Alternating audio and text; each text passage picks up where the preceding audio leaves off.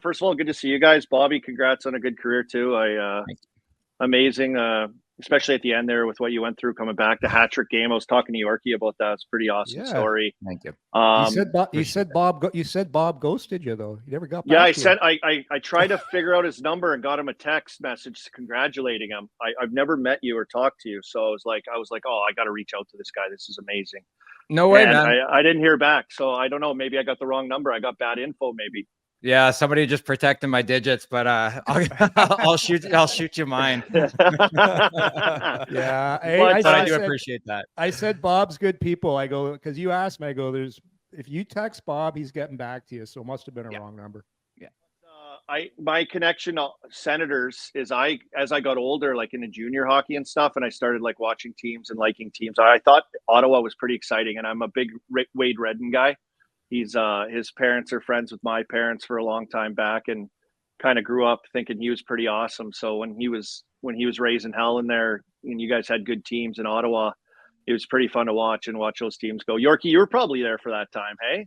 Yeah, no love for Yorkie. I was his partner for 4 years. God damn it, Colby.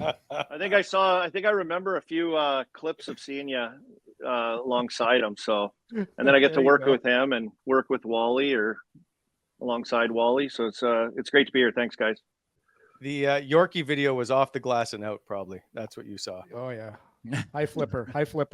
Oh, just sneaking around out there, though. Pretty sneaky. You got a mustache rolling right now? Is that a duster? Oh, my God. That's horrible. Shaved yet. That duster's bad. That's a bad buzzy.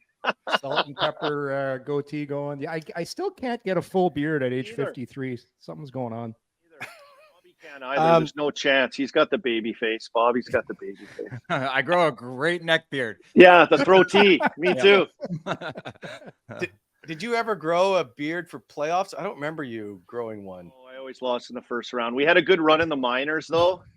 Actually, freaking Ottawa knocked us out. Every team when I made the playoffs, they knocked us out.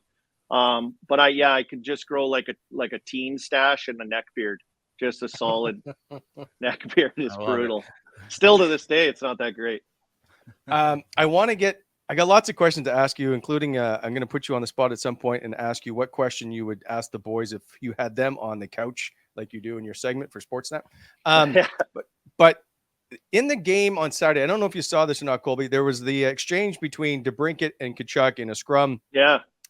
After the game, DeBrincat said he wouldn't comment on what was said. So I'm just curious, guys, as former players, was there much said about him not being here, or is it just because it's on the ice, we just don't say whatever it is to begin with? Colby? I would say that he probably chirped him about not coming back there and deciding to go to Detroit. And I would guess it would be that. That would be what I would have said to him. Yeah, I think they're, a team that believes that they're on the rise. They've got good young players. And, I think you could feel slighted if you lose a guy that's a potential, what does he have now, 8 goals this year? It's crazy. A guy that can fill the net like that. And, I'd be kind of, in a little ways, I'd be happy he got, a contract and he's playing where he's from. I get it, but I would still chirp him about that. Are you buying what Detroit's selling so far? Like, are they that good, or is it just a case of soft early season hockey?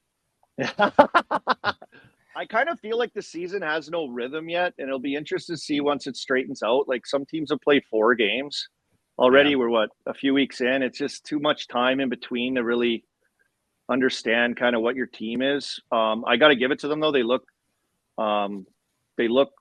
pretty together in their play, which is, I think, hard to find, like, identity wise. They play hard too. They've been playing pretty hard. They've got good tandem, I think, that's pretty reliable as well in net.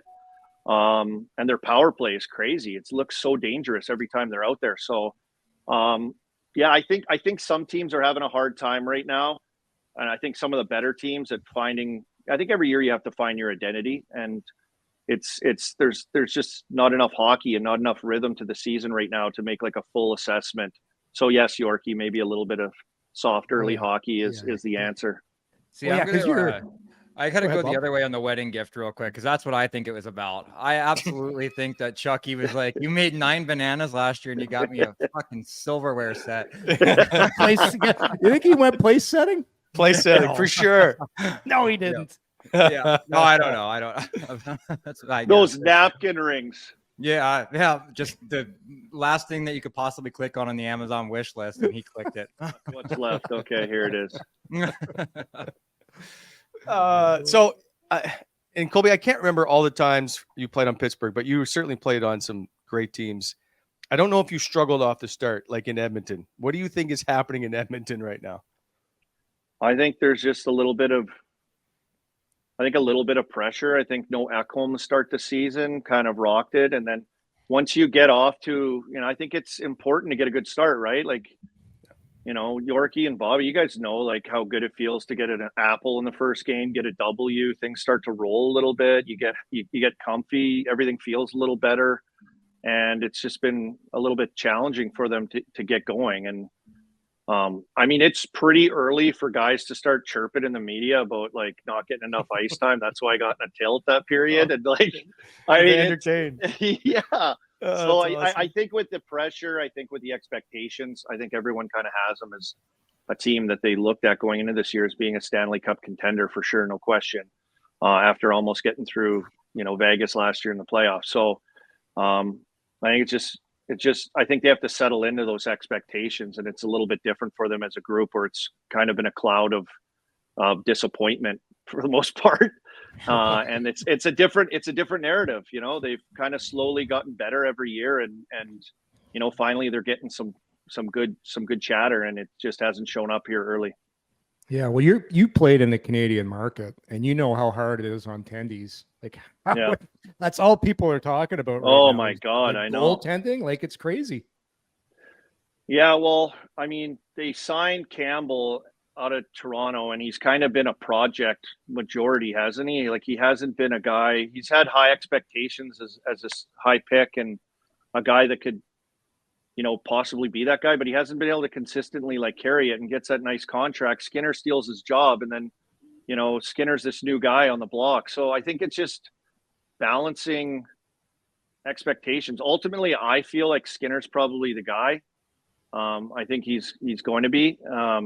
And it's just, becoming comfortable. Like we have Tristan Jarry in Pittsburgh, and he's a really good goalie, 2-time All-Star and throws good runs together. But, at the NHL level, when getting used to, accepting all that pressure and expecting to be, the horse that carries, majority of the games to be a difference maker, I think that takes a little bit of time of getting used to. And you got one guy that hasn't been able to kind of get it going fully, and another guy that's fairly new to it, fairly new to being that guy. Yeah.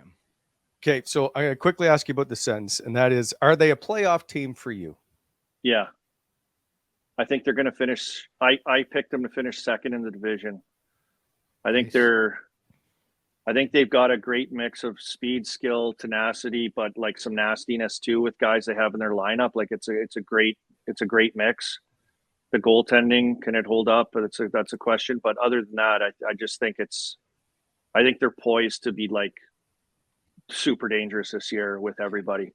I think they even playing some bigger body teams. It'd be interesting to see like the Vegas, some of those out west teams, and Colorado, the speed that they have and how good they are. But I think there's enough compete even with their skill guys. Like they're not shy to get in there. Like when you have stars on your team that are skilled stars and looked at being certain type of players, but when they, get into hard areas like these guys do, it's a difference maker. So, obviously Norris was a big guy to get back in the lineup. What a guy. I love that guy. And he's big time goal scorer for them too, to add another weapon into the mix. But I just look at their lineup, and I thought this year I thought last year, I'm not going to lie, I picked them like to be a surprise team last year and make the playoffs. Whoops. But this year, like there's no question that they're onto something for sure. Did you have Toronto win in the division? Yeah. And then who did you have third in the division? That was a big kind of a spot for us on the show here where we had some differences of opinion. The funny thing is I think I had Buffalo there, which I know it's early, but I'm like not liking what I see right now. Believe it or not, I'm crazy, man. I went like Boston, no playoffs. I went Florida, no playoffs. Yeah. Tampa, wild card. Tampa right there. Yep. Teams I picked, and then you get the news Vasi's out. And then Boston's off to a hot start. And I'm like, what did I have an idiot? No, you're just, that's, people are waiting for, there's got to be a change at some point, right? Yeah. Someone's going to have to falter. You're ahead of the curve. Colby, I was chatting with you. I was chatting with you before. We were chatting earlier today. Everyone here is obviously big Erik Karlsson here in Ottawa, won a couple Norrises here. How has he been so far for Pittsburgh? Because I know you do color for the Penguins now. You're on the chart. You're there. You're an insider. Back in the show, boys. I'm back in the show. It's great. Back on the plane. Yeah, the Never Hungry League. It's official. I'm back in there. So it's been good. We just had our first road trip the other day. Got on the charter and buzzed out to St. Louis, and they lost. But as far as Karlsson, like he's been awesome. And the power play hasn't yet. But I think. You get a guy like him in there who's like completely all over the place with his creativity. I think it takes a little bit of getting used to, and forever too. Like I think the Penguins kind of had guys in their spots. Gino's the flank shooter, Sid's down around the net, little chop tips, little bump passes, and everything. And Gensel and I think Rust on the other side. So, I think you have to rotate and move a lot more, and for them to kind of get in sync with what Karlsson's doing as the QB, I think will take a little bit of time, but I love it. Like every time he gets a puck, I never know what he's going to do. And it's just like the creativity with him and like the awareness of everybody on the ice. And then also a little bit of like, I don't know how it feels in his head or his body, but like the risky business that he operates in with some of the plays and poise he has in tough areas or under pressure has been amazing to watch. So it's been good. And then in Detroit a few nights ago on Wednesday night last week, I thought, he had 3 points, a goal and 2 assists. He could have had easily 5 points. It was like his Mona Lisa so far as a Penguin. And his compete level when the game got a little tight late and he started ramping up in a loss, trying to tie the game. It was just crazy how he took the game over. So yeah. I expect more of that from him. And Kyle Dubas made a comment about like, in acquiring him, what Jason Spez's input was on him and making him go back and look at him in the playoffs, look at him when he had some runs in the playoffs and check out his compete level when the chips were high and how he battled and knock on him defensively, right? And see him, in those situations defensively and how he played. And they could see that. So I'm excited to see like what it could be once it starts ticking, because there's no question, like he's one of the more creative, high-end players I've seen. Like it's crazy. And they've even like revamped. They don't even do they do it every once in a while, but like the bump back pass on the power play, it's just like, no, EK65 just gets it. He takes 2 pop strides and he's gone. It's crazy. Yeah. It's crazy, his skating. He can get out of trouble so easy. Like you got an angle on him. No, 1 stride. See ya. I watched him. He's a freak. Go ahead, Bob. No, sorry. I was on the power play with him for quite a bit of time, obviously, and they were like, "What do you want to do?" And I'm like, "Well, I'm not skating with that guy, so send me to the far blue line. I'll be the post up. I'll just post Bob, up. I'm not catching him in any direction." No, yeah, I know. And I remember when he came in the league. I remember forechecking him, and like he was young, no one really knew about him. But he was kind of timid to get hit. He was really small, and the game was different when he first came into. There's still some like big guys and he would set up behind the net or something, or if you didn't get a full piece of him, he's gone. Like his 2 strides, he's gone. It's crazy how much pop he has in his legs with those strides. And he's a separator, but then his brain is crazy. He just does awesome stuff. He does amazing stuff when he's got the puck. Like you don't even expect it. Like even in the press box, best seat in the house. And I'm still like, whoa, how do you see that? How do you do that? So he's going to be exciting to watch for sure this year with the mix of some of the players they have. Like you're pretty busy right now, eh? You've got Colby on. You've got Colby I'm a loser, boys. You're doing Pittsburgh. Did you not make enough money? Like no, I know. Right? I just never say no. I'm an idiot. You got kids in hockey. You got like where are you? Are you get like you got to take care of yourself. You gotta I take know. care of you. I know, and I was going to start working out this year, boys. I haven't really worked out since I retired. I'm getting fat. I'm fattening up, you know? Well, if you're gonna be on the bird now, I've seen guys eat their way Oh. out of the league, but you gotta go right past the charcuterie. Way out of my suits, right out of the suits. The neck is Oh. getting huge, boys. The neck is blowing up the buttons on the suits. You're just shaping up for the podcast game. Yeah. That's the shape of the podcast, people. By the way, body, big time. By the way, congrats on the podcast. It's fantastic. Love you. game notes. So one of the things we have a new. Okay, this is good. It's got to do with you. So bear with me for a sec. We have a new sponsor in the show. It's Wendy's.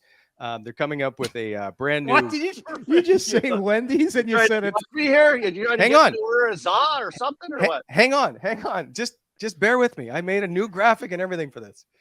So Wendy's, they have a daily. You go to dailyfaceoff.com. There's going to be a brand new Survivor pool. It's going to start soon. Stay tuned for that. The reason I bring that up is because now we have a thing called the Wendy's Golden Nugget. It's a golden nugget of information. And today, Colby, look fancy. We spent a lot of money. Today, we came up with a golden nugget for you. And you already know this, but our viewers don't, maybe. You scored 1 goal at the World Championships in 2007. Ended up being the gold medal winning goal. As Canada beat Finland 4-2. So I just thought I'd bring that up. You scored the gold medal winning goal. I'm just curious to what that feels like. I have to remind people that I did that as I brag about myself with that one. I scored to make it 3-1. It was my only goal of the tournament, and it was in Russia, in Moscow. And Rick Nash had an unbelievable tournament. He was like crazy, and he scored the 4th goal to make it 4-2 with a minute left in the game.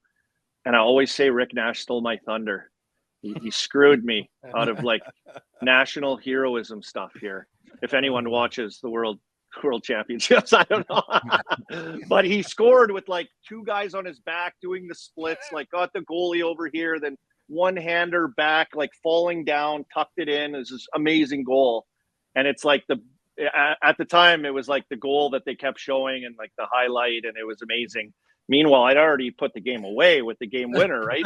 3-2. And he stole my thunder. So, it was amazing. I got to do that twice. So, represent your country is pretty cool and go to those things. And I got to meet lots of really cool guys, too. We had a great groups of guys. And I went a few years later to Switzerland and played with Marty St. Louis, who's coaching Montreal now. And that team was a great experience. Yeah. That team that had Spezza, Heatley, right? Yeah. If I'm not mistaken. Dion the Phaneuf. Swiss team. Luke Shen, yes. You get into the final. Is Hitch Lindy Ruff is the coach, if I'm not mistaken. Ruffles. That's the one where you called me Wally over the boards. And then you skated back around. You go, do you like that? Nickname guy. Big nickname guy. But that team was I think Shane Doan, I think, was on that team. Shea Weber was a really good team. Probably a better team than the year we won gold. We lost in the gold medal game to Russia that year, which was brutal. We couldn't score on Brizgalov. It was crazy. But our team that year was way better. And the team in Russia the year before was more like, we had good players, don't get me wrong, but we were more grindery, like a grinder style team a little bit. And we never lost a game in the whole tournament. So it was kind of funny how it worked out. But it was an awesome experience, Wally. Yeah, covering those, isn't it great? It's awesome. It's the best tournament. So a blast.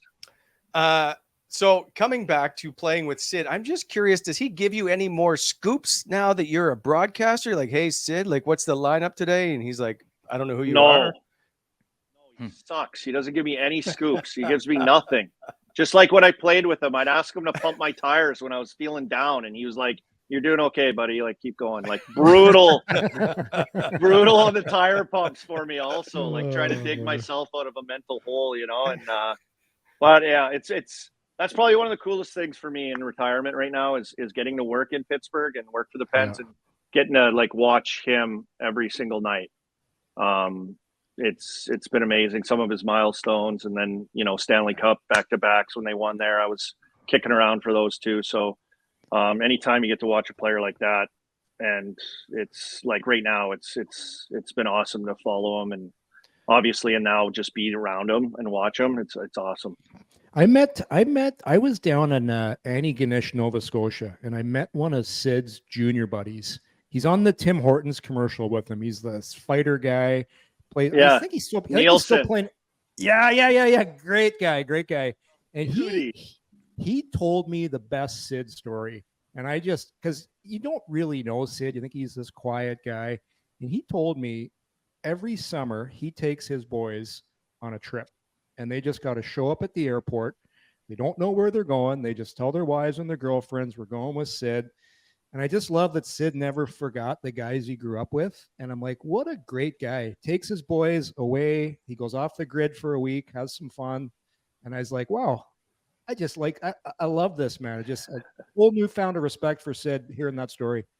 Yeah, he's still tight with like a handful of guys he played junior with in Rimouski, and those are kind of the guys in his group. And another guy, Mike Chason, who's the E-Bug goalie in Pittsburgh now, and he works for, the youth hockey program that we have that my son plays at. He's a goalie instructor there, so yeah, he takes care of his buddies pretty good. He's a great guy. Love it. What year is your kid playing junior Pens? He is 2010 born, so he's 13 years old, first year hitting. So we just started this year. Actually, he just broke his collarbone in Boston last weekend, so he's trying to heal up. Yeah, just little baby bird collarbones, just snapped, and he got crushed trying on a breakout. My dad, the best advice my dad always said, you got to have your head on a swivel. He used to tell me, head on a swivel tonight, eh? And I was like, oh yeah, okay. And it's important when you're coming out as a winger that you make sure who's coming down on you or who's coming off the side. So he got walloped pretty good, but he started the year pretty good. It's been fun, and hockey's grown like crazy in Pittsburgh. And I think a lot has to do with Mario, obviously, but Sid has like a learn to play program that he started. It's been awesome. The practice rink has been huge, and tons of kids play now. So it's been really good for hockey. My kid just played the 07, then they just got pumped like 7-2 or something by the junior Pens. So thanks a lot.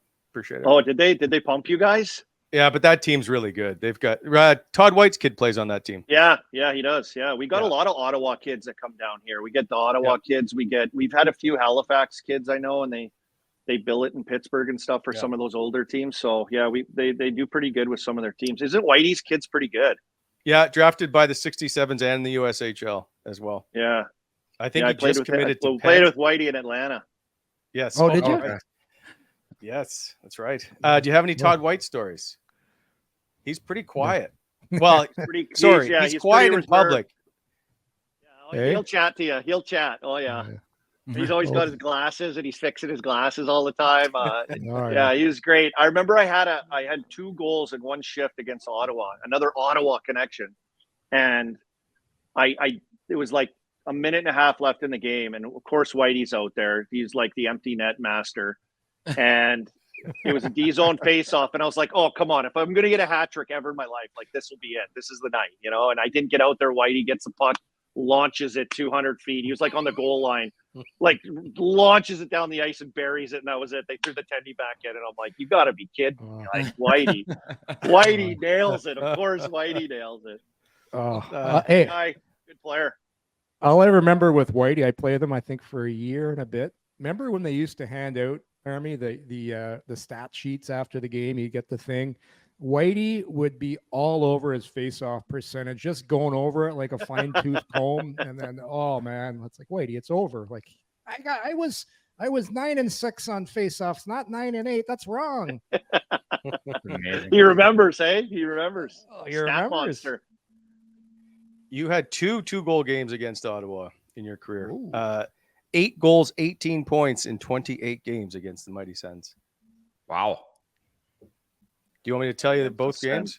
Yeah. March 18th, 2010 was against against Ottawa in Atlanta, 6-3 victory. And in December 16th, 2008, a 4-1 victory over Ottawa. I don't remember that one. That's too long ago. Danny Wally Heatley got a 10-minute misconduct. Wow. I was probably in his kitchen. I was probably getting him fired up. Hey, I got 2 more than you tonight, Alfie. I remember playing against Alfie early when they stormed to the Cup final that year, and like he would get the puck and he would keep the puck Sens had a good team, you know, and they knocked us out in the first round when we were just in Pittsburgh starting to get good, and they went to the final and ended up losing. But I remember Alfie would like get the puck, and it was in regular season, and guys changed, and he stayed on obviously and had the puck in our zone and was going like 1-on-5 by himself, like unbelievable, like keeping the puck, separating from guys, spin off a guy. He was like baiting guys everywhere. It's just crazy what he did. It's like we could get the puck from him. He was just like, it was nuts. And then, you know, you add in all the other stars that they had there at the time. It was pretty tough team. Was that the learning curve year? Like you guys got Yeah. swept that year, right? And everybody was like, "Oh, I think Sidney we can't won play in the one. We playoffs." won one game. Sorry, you swept Ottawa the next year, I think. Oh, the next year was it? Yeah. Okay. Yeah. I got Traded for Hossa. Yeah, I got traded at the deadline that year, but yeah, that was like after we lost to Ottawa that year, the Pens, and like all of us younger guys and stuff, we were like, oh man, we're going to be good next year. You could just feel it. You knew it. Like the belief was there. And then, you know, at the time, like, you know, Sid was 20 years old. So it was like, he was just ready to roll. And yeah, we just had good young guys and mixed with good old guys. It was like really, really good mix. So, but we learned a lot. Ottawa, yeah, they were physical, tough, deep, fast. They could score. Like Chris Neal's my most hated player. Like, oh my God. Like he flies, he crushes you, he could beat you up. Like, what can you do? I just tried to antagonize him a bit. And then like when he'd always try to fight me and I'm like, oh, you kill me, buddy. He's a maniac. I would just like push him to the limit and then back away. Dude, you're looking for a good change, right? When he hits, when he goes red, you're looking for a dump and change. Oh, get off. Yeah. Army, I deal with that shit in practice every day. It was no different. Imagine. I couldn't imagine. Yeah, he's a rock too. He blew my shoulder out in the minors, Neil, too, and they were in bingo. They had a good team in bingo that lockout year and everything too. So they had a lot of really good players. And Neil was running around. That rink in Binghamton is so small too. It was just crazy. Bolchankov. Holy God. Man, That's the Army. You had Terry and Michelle Terrien when you're in Pittsburgh, eh? Yeah, and in Wilkes-Barre, yeah, a lot of years. Oh, so you got a heavy dose of Michelle Terrien. How was that? Oh yeah, it was hard, but it was good. Like I was good with like hard coaching. I was fine with it. Like he was hard on all of us, but he's hard on me, and I had him for a long time, and I'd always like respond, you know. So, I wanted to please him, you know, but you know, at times when it wasn't going as good, you know, it can be when you have a harder coach, it's not easy. So, but I liked it. Like I learned to like him, you know, it was, and then he came and he signed me later in Montreal. Like he, you know, when Bergevin and him took over in Montreal, and I remember that. I left Toronto and went to Montreal, and I knew him. So I knew it was a good spot for me. He knew me, he knew my personality, he knew what I could do, knew how I played, knew how I was in the dressing room and stuff. So, it was a comfortable relationship after time for sure. Has he ever heard your impersonation of him? Yeah, he busted me doing it a few times. Did he? Oh, How did he get you? I was first. Can you give us the impersonation? You got to tell the story. The story is so good. Yeah, this one I was like in the buffet line at lunch, and all the guys were in there sitting down, and I didn't know he was in there, and I was just being an idiot. I was like, "Look at these potatoes, huh? They're pretty fair." And then I'd slap like some potatoes on my plate. Then I go to the next one, and I just kept doing it till I got to the end, and I turned to the side, and he was standing in line right next to me, and I thought I was just being a beauty. I literally I didn't even get like anything like spaghetti or anything yet. I was like, oh my God, I just ran over to my seat and sat down at like a table by myself. And I was like looking around, I was like, holy jeez. The boys were loving it. That's amazing. Did he appreciate it? Fucking great. He didn't say anything, so I don't know if he knew what I was doing or if he just let it slide. Maybe he just knew I was being an idiot. I miss those. I miss those times. That's right. That's the stuff. That's the good stuff. Yeah, that's the stuff I miss the most. I think about not playing, like being on the ice, and sometimes you watch like a competitive game or if in the building and it's like a big game and it looks like it'd be really exciting to be out there. I'm like, oh shit, I wish I was still playing.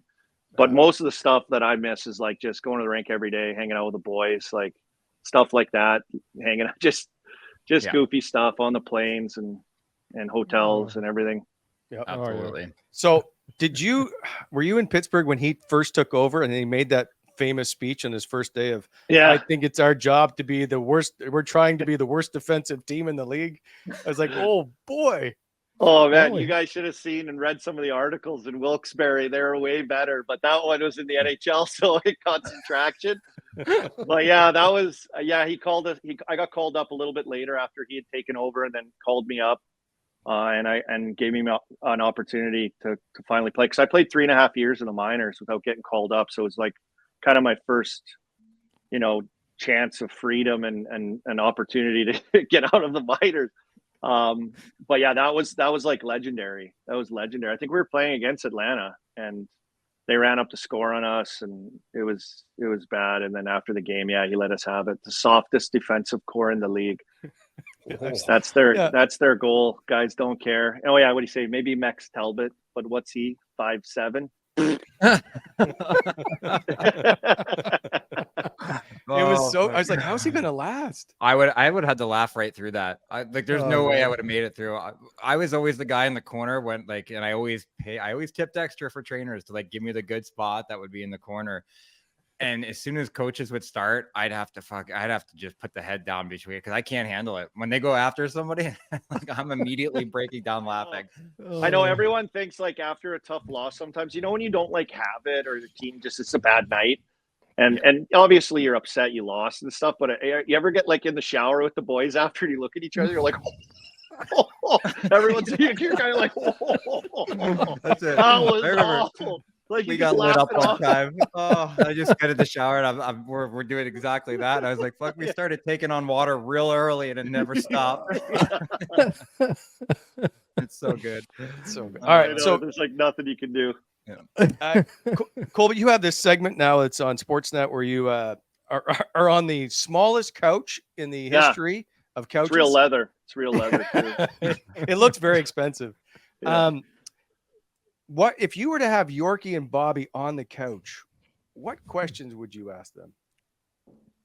Whoa, getting deep, Wally. I don't think Bobby it's that deep. I would ask him about his stick. I feel like Bobby used a long stick, and I noticed his blade looks really big, kind of too. I would ask him about that. Some of the guys that I sat with has been pretty cool. We're going to talk about Tage Thompson tonight on Sportsnet, as it's the only game going tonight, Montreal against Buffalo. But I would probably try to get you to show me your stick and stuff. Obviously a good shooter. But I thought it looked, just looking at you, your stick looked so long and your blade looked big.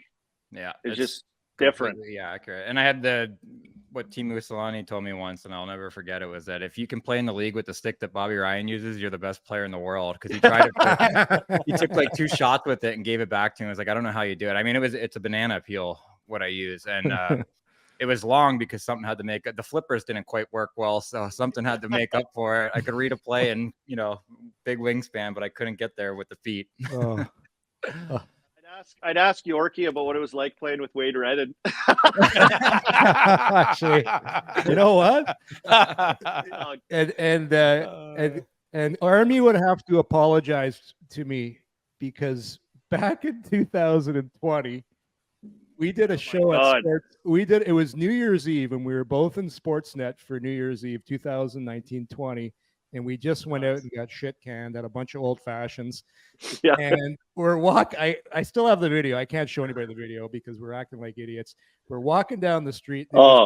It was the greatest jinx of all time. Colby Armstrong declaring that 2020 was going to be the greatest year ever. And we told everybody in downtown Toronto that we walked by, 2020, it's going to be awesome. Happy New Year. It's going to be the best 2020. Let's go. I was just, the streets are packed. Everyone's enjoying themselves. Everyone's like us, just a couple too many. And we're heading back to the hotel. Yorkie videotapes this thing. How long later was COVID, and the worst year ever? It was the 2 months later. Yeah, I remember I was talking to Yorkie. I'm like, remember that 2020 best year ever video? Oh my God, dude. what a jinx! What a jinx! Epic jinx. That was a good night, but yeah, it didn't turn out how I thought.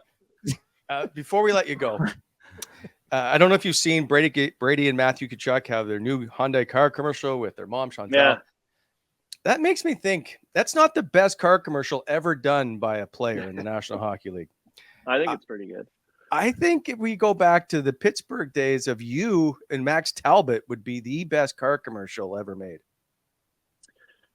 Well, it still lives every once in a while. It rears its head on social media. Someone will plug it up there off of YouTube. Of course, YouTube, never goes away. So that was like when YouTube just started. Because I remember the car guy that did it. He wanted to film this commercial. It ended up going on TV too, but he put it on YouTube and it just like took off. And it's horrible acting. We're terrible. My jeans couldn't be baggier. It's just like the worst time.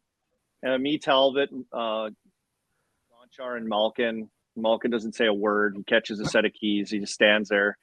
And I remember the night before. Like it kind of came out, but it was like you had no clue how anything worked. So I think it was like on YouTube, and somehow Jay Leno like got it on his show. And we had a game the next day, and I was sleeping. And I remember my wife came running upstairs, and she's like, "Oh my God!" I'm like, "What?" I woke up, it's like later at night. I was just settling in. I just got up, like, "What?" She's like, "Oh my God, your car commercial was just on Jay Leno as like the worst car commercial ever." I'm like, "Shut the fuck up." I felt like I got like immediately I got hives, because you guys know when you go to the rink the next day, like you're getting abused. Yeah. It's like getting a haircut. You come to the rink with a haircut, the boys just give it to your haircut. You're just so self-conscious. I just knew I was going to get abused. I had hives all over my chest. My heart was beating so fast. I was like, "This is the worst thing ever." And I showed up to the rink. Of course, the boys gave it to us pretty good and gave it to me. So it was, that was something else. And it just comes up every once in a while. It's all so really one of the few ads I've ever done in my playing days. And local car commercial. Are those ever good? No, they're not supposed to be. We got to show it, Wally. Do we got it? No, I was too lazy. I didn't get it. What a beauty. I pulled an Alex DeBrincat. I was just lazy. Wally. Is that too soon? Necessary roughness. Anyway, Colby, we appreciate your time. I know you're going to get settled and get ready to do your 47th job that you have at Sportsnet. And Bobby, are you still living next to Naomi and Greg in Nashville? Beautiful place down there. Yes, I direct next door neighbors. Great friends of mine. You have to say hi to them. And Nashville's amazing. Getsy's in there now, right? He's living there. So you probably have a pretty good crew. Neighbors are awesome. Those people are great people. So Yorkie, thanks for having me on. Wally, appreciate it. As always. Good to see you.